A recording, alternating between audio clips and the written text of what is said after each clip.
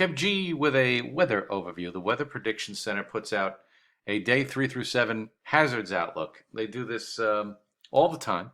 And if you look in the northeast part of the United States, they have us in a threat area. And we have multiple threats for Saturday, according to the Weather Prediction Center.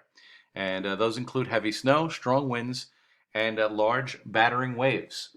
And this would be from a developing coastal storm that looks to be very strong. And they generally don't put these outlooks out unless they're very concerned that something could happen. And this would affect a very populated area of the country, as you know. Now, my editorial take on this right now is that I don't think we're going to get off scot-free, but I don't know how bad this is going to be either. So the time period we really have to watch is Saturday. That is going to be the main day. If you want to get together and be sure that weather is not going to impact you, you may want to look for Sunday to try to get together with friends and family this weekend. There is a small chance that the storm goes out to sea and that we don't get anything. I'm not buying that yet. I don't think that's going to happen. This is a storm that's been on the models off and on for the last for the last few days, going back all the way back to Thursday.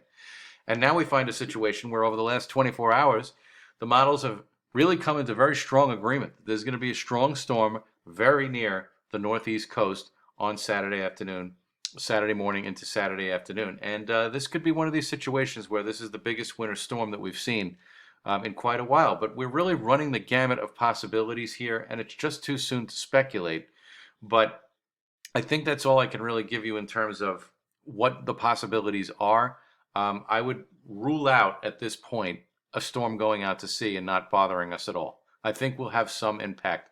The question is going to be, how bad does it get? In the meantime, we're high and dry for the most part. We could see some flurries move by, but the main story is reinforcing shots of cold air preceding anything that comes in for Saturday. For example, if we look at the weather map off the GFS for tonight into Tuesday, it has like a glancing blow with a Arctic boundary that comes through for Tuesday. So we'll probably see highs early in the day into the 40s on Tuesday, but then after that, the temperatures go nowhere.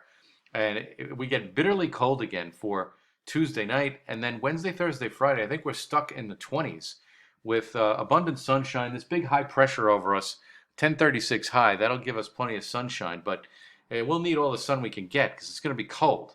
Temperatures won't make it above the freezing mark starting on Wednesday. So a brief reprieve on Tuesday, but then back into the icebox, so to speak, for Wednesday, Thursday, and Friday. Now, another boundary is going to come through on Friday, preceding whatever tries to come up the eastern seaboard on Friday afternoon, Friday night. I will note that right now, if you look at where the high pressure is centered ahead of this potential storm, it's not to the east of New England like we had a couple of weeks ago. The high is situated over northeast Canada, and that's in a spot that could very well keep the storm very close to the tri-state area. It's just something that we're going to have to monitor over the next couple of days. Speaking of monitoring, let's look at the temps.